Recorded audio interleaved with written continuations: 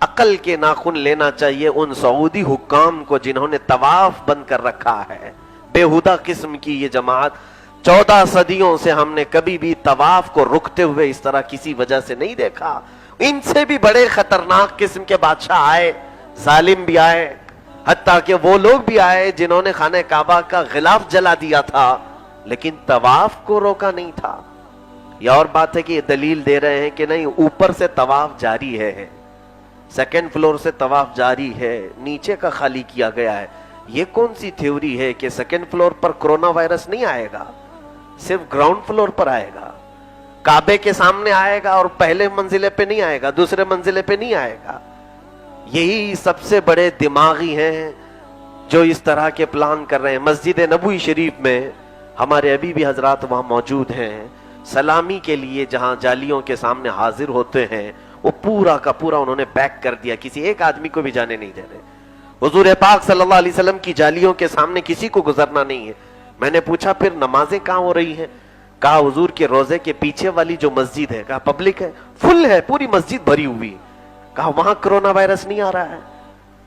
کیسی یہ لاجک ہے کہ مسجد نبوی شریف میں پیچھے کا حصہ پوری نمازیں ہو رہی ہیں, کراؤڈ ویسے ہی ہے, حضور پاک کی جالیوں کے سامنے بند کر دیا گیا ہے. میرے عزیزو, یہ دل کی ان کی بھڑاس ہے. کرونا وائرس تو یہ بہانہ ہے, یہ عداوت رسول ہے.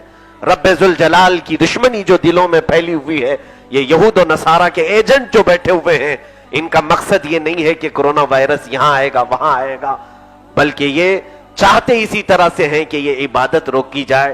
قرآن پاک میں اللہ تعالیٰ فرماتا ہے وَمَنْ أَظْلَمُ مِمَّنْ مَنَعَ مَسَاجِدَ اللَّهِ أَنْ يُذْكَرَ فِيهَا اسْمُهُ وَسَعَىٰ فِي خَرَابِهَا. اس سے بڑا ظالم کون ہو سکتا ہے جو اللہ کے گھروں میں اللہ کا ذکر کرنے سے منع کرتا ہے, روکتا ہے, وَسَعَىٰ فِي خَرَابِهَا, اور اس کے برباد کرنے کی کوششیں کرتا ہے. وہ سب سے بڑا ظالم ہے. قرآن کی زبان میں یہی حکام ظالم ہیں جنہوں نے اللہ کے گھر کو طواف سے روکا ہوا ہے. بعض لوگ ہم سے یہ کہہ رہے ہیں مولانا نمازوں کے وقت بھی تو طواف رکتا ہے. تمہیں پتہ نہیں ہے, طواف بھی عبادت ہے, نماز بھی عبادت ہے. وہ روکا نہیں گیا ہے, عبادت ہو رہی ہے. عبادت سے کیوں روکا گیا؟ اور خوف, میں آپ کو بتاؤں, یہ پبلک میں پھیلے گا وائرس, اس کا ان کو ڈر نہیں ہے. پبلک تو کبھی بھی مر جائے. آپ یہ کبھی نہیں سوچتے کہ جو قوم فلسطین کے روزانہ ہلاک ہونے والوں پر کان نہیں دھرتی, ملک شام, یمن, عراق پر لوگوں کی لاشیں ہیں, کبھی کان نہیں دھرتے, ایک وائرس پر اتنا الرٹ کہ سارے ویزے بند, سارے ایئرپورٹ بند, کہ ہلاکتیں نہیں ہوں, کوئی اور نہ مرے. ان کو پبلک کے مرنے نہ مرنے کا کوئی ٹینشن نہیں ہے.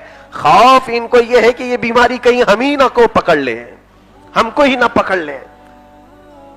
یہ خوف اس لیے ہے کہ حکام کو اور ان وزراء کو ہی یہ وائرس نہ آ جائے. تمہیں تو پیدائشی وائرس ہے, پہلے ہی سے ہے, جو دماغ میں اس طرح کے خرافات بھرے ہوئے ہیں.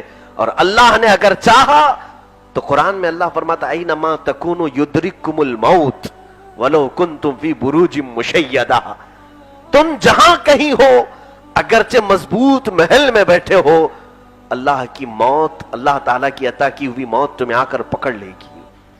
میرے عزیزو, اس طرح کے ہیلے بہانے بہتوں نے کیے ہیں. دیکھیں, آپ یقین رکھیں اللہ کی ذات پر. میں نے اس سے قبل بھی کہا, میرے آقا صلی اللہ تعالیٰ علیہ وسلم کی حدیثیں ہمارے لیے سب سے بہترین نمونہ عمل ہے. ان بیماریوں کے لیے کیا کرنا چاہیے ہمیں, میں آپ کو بتاؤں. ہاں, پریکوشن جو کہا جا رہا ہے, پرہیزگاری, یہ صحیح ہے, ٹھیک ہے, احتیاطی تدابیر ٹھیک ہے, ہم بھی اس کو مانتے ہیں. لیکن میں آپ کو اسلامی نقطہ نظر سے بات کہوں, جو کچھ بھی ہوتا ہے, آپ مومن ہیں, ایمان مفصل میں آپ 5ویں نمبر پر, جب 6 نمبر پر آپ آئیں گے, اس میں یہی آپ کو کہنا پڑتا ہے. یعنی شروع میں کہتے ہیں آمنت باللہ, میں ایمان لایا اللہ پر, وہ ملائکتہ, اور اس کے فرشتوں پر, وہ کتبہ, اور اس کی کتابوں پر, وہ رسلہ, اور اس کے رسولوں پر, والیوم الاخر, اور اس کی, اور قیامت کے دن پر. آخر میں 6 نمبر پر والقدر خیرہ وشرہ من اللہ تعالی, اور اس تقدیر پر کہ ہر اچھائی اور برائی سب اللہ کی طرف سے آتی ہے. یہ ایمان کا حصہ ہے ہمارا. वल्बाअसी बादल मौत, और मरने के बाद दोबारा जिंदा होने पर आपको ये यकीन करके चलना है कि जो कुछ भी होगा वो अल्लाह की तरफ से होगा, अल्लाह के चाहने से होगा। अल्लाह अगर ना चाहे तो हम में से किसी को बीमारी नहीं आएगी। अब सुनिए, एक बादशाह के मुतालिक नुजुमियों ने बता दिया उसको कि तेरी मौत बिच्छू के डंक से होगी, तेरी मौत बिच्छू के डंक से होगी। वो परेशान हुआ। नुजुमियों को बाज अटकल पच्छू मारते थे इस तरह। सितारों का इल्म जो रखते हैं, ये भी मैं आपको बता दूं, अल्लाह के वली नहीं है जो बाद की बातें बता देते हैं, शौबदाबाजी है। होता क्या है मैं आपको बताऊं, बाद की खबरें जो कुछ लोग देते भी हैं, शैतान ऊपर जाता है फरिश्तों की बातें सुनने के लिए। ये सूरह साफात में है, इस तरह का समअ, वो सुनी हुई बातों को चुराता है। अल्लाह ताला अपने बड़े फरिश्तों को जो ऑर्डर देता है, हुक्म देता है, वो बड़े फरिश्ते बाकी दूसरे फरिश्तों को जो हुक्म दे रहे होते हैं, कल ये करना है, इतने दिनों के बाद ये है, तो शैतान वो बातें सुनकर चुराने के लिए जाता है। तो जैसे ये करीब जाता है, फरिश्ते उसको आग से फेंक कर मारते हैं और वो नीचे गिरता है। ये जो तारा टूटता आप देखते हैं, ये शिहाबे साकिब इसको कहा गया, ये शैतान को मार पड़ती है तो भागता है नीचे, कोई तारा नहीं टूटता, फरिश्ते उसे मारते हैं। तो अभी पूरी बात सुनाई नहीं रहता है, आधी सुना रहता है और आधी अपने से मिला लेता है और ला करके ये बाबाओं को सुनाता है, ज्योतिषों को, काहिनों को, जो उसके पुजारी हैं। तो काहिन उसकी बातें सुन करके लोगों में बादशाह बने रहते हैं कि हम तुम्हारे 4 दिन बाद होने वाली बात को भी हम बता सकते हैं। मेरे अजीजों, इस तरह के नुजूमी और काहिन हर जमाने में रहे। एक बादशाह को नुजूमियों ने कहा था, इस महीने में बिच्छू के डंक से तेरी मौत आएगी। तो उसने कहा ठीक है, पक्का है ये? कहा पक्की बात है। उस बादशाह ने एक कमरा बनाया ऐसा कि उसमें बिच्छू आने का कोई रास्ता नहीं था। उसने शीशे का पूरा उसको पैक करवाया, सिवाय उसको हवा आने के और कोई चीज नहीं आ सकती थी। वो मौत का उसका जो दिन नुजुमियों ने बताया था, अंदाजे के मुताबिक बताया होगा, तो वो उस कमरे के अंदर चला गया। वो अपना एक घोड़ा जिसको साथ ले गया, वो बहुत प्यार करता था अपने घोड़े से, हो सकता है एनिमल लवर था, तो वो अपने घोड़े को साथ में लेकर उस कमरे में अंदर है कि ये मौत का वक्त अगर टल गया तो फिर कुछ नहीं होना है।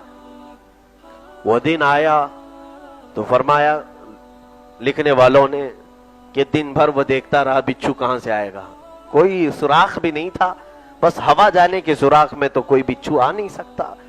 ऐन दोपहर के वक्त उसके घोड़े को छींक आई और घोड़ा इतनी तेजी से छींका, उसके नाक से बिच्छू निकला और बादशाह को डंक मार दिया। उसी जगह वो मर गया।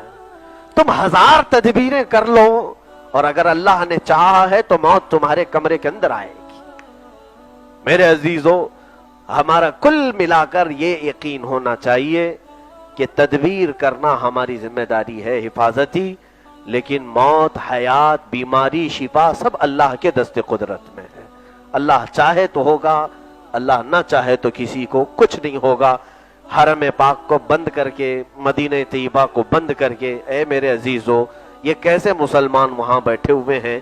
दुनिया में तो एक आम मुसलमान भी ये सोचता है कि जिस बीमारी का कहीं से इलाज ना हो वो मेरे मुस्तफा के कदमों में मिल जाएगा।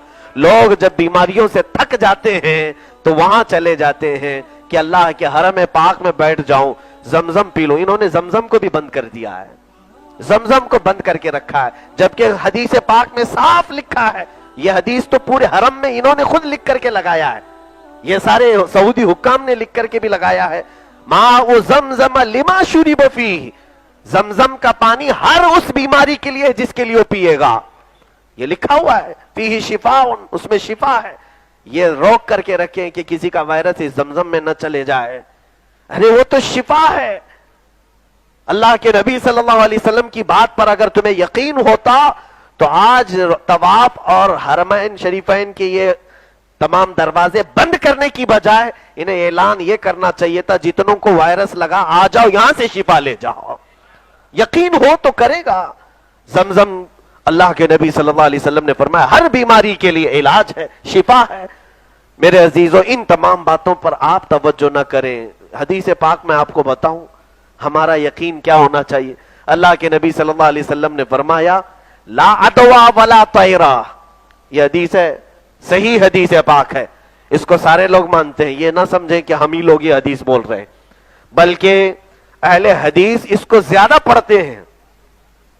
لا عدوا ولا طیرا یعنی کوئی بیماری ایک سے دوسرے کو نہیں لگتی، اور کوئی بھی اپشگن اسلام میں ہے ہی نہیں کہ فلاں شیشہ گر گیا تو یہ ہو جائے گا، وہ کاغذ گر گیا تو یہ ہو گیا، بلی ٹیڑھی گئی تو یہ کام ہو جائے گا۔ اپشگن کا نام اسلام میں ہے ہی نہیں، کسی کی وجہ سے کچھ ہوگا ایسا نہیں ہے۔ لا عدوا ولا طیر، حدیث میں ایک کی بیماری دوسرے کو نہیں لگتی۔ ایک حدیث میں پاک میں اس کے متعلق آپ کو سنا بھی دوں۔ آپ خوف کے ماحول میں جی رہے ہیں اگر بیماریوں سے، تو میں سمجھتا ہوں اس سے زیادہ بہتر ہے کہ آپ اللہ کے خوف میں جیئیں، رب تبارک و تعالیٰ کی پکڑ سے ڈریں۔ رسول کریم صلی اللہ علیہ وسلم کے پاس ایک صحابی آئے، ان کے اونٹ کو کھجلی ہو گئی تھی، ان کے اونٹ کو کھجلی ہو گئی تھی۔ دیکھیں یہ بہت ہی باریک چیز ہے کہ عقیدہ سب کو اس پر آ جانا، یہ ایمان کی بہت بڑی بات ہے، اس میں آزمائش بھی ہوتی ہے ہماری، ہم خود ان آزمائشوں سے گزرے ہیں، میں آپ کو بتا رہا ہوں۔ ان کے اونٹ کو کھجلی ہو گئی، وہ صحابی آئے، حضور سے کہا یا رسول اللہ صلی اللہ علیہ وسلم میرے اونٹ کو کھجلی کی بیماری ہو گئی، کچھ بتا دیں آپ۔ کیسے ہو گئی؟ ہم بھی یہی پوچھیں گے۔ اللہ کے نبی صلی اللہ علیہ وسلم نے جب یہ سوال کیا، اس صحابی نے کہا ارے وہ فلاں آدمی ہے، اس کے اونٹوں میں کھجلی تھی، ایک دن میں اپنے اونٹ کو وہاں لے کے گیا، یہ کھجلی وہاں سے لے کے آ گیا ہے۔ یہی باتیں ہم بھی کرتے ہیں۔ اللہ کے نبی صلی اللہ علیہ وسلم مسکرائے اور فرمایا اچھا اس کے اونٹوں کو کہاں سے کھجلی آئی؟ جس کے اونٹوں کے پاس تیرا اونٹ گیا تھا، اس کے اونٹوں کو کہاں سے آئی؟ صحابی نے کہا وہ تو بیماری اللہ نے دیا ہے۔ کہا ہے میرے صحابی تو یہ عقیدہ کیوں نہیں رکھتا کہ تیرے اونٹ کو بھی بیماری اللہ نے دیا ہے؟ یہ وقت ایسا ہے کہ ہو سکتا ہے یہ بیماری دینے کا وقت ہے، اللہ تبارک و تعالیٰ نے طے کر لیا ہے اس کو دینا ہے، اس کو دینا ہے، اس کو دینا ہے۔ وہ ایک وقت میں سب کو وہ بیماریاں دیا، یہ نہیں کہ اس کی بیماری اس کو، اس کی بیماری اس کو۔ اللہ قادر مطلق ہے، وہ چاہے تو کروڑوں میں سے ایک کو بیماری دے اور کسی کو نہ دے، اور چاہے تو 99 لوگوں کو دے دے، ایک کو بچا لے۔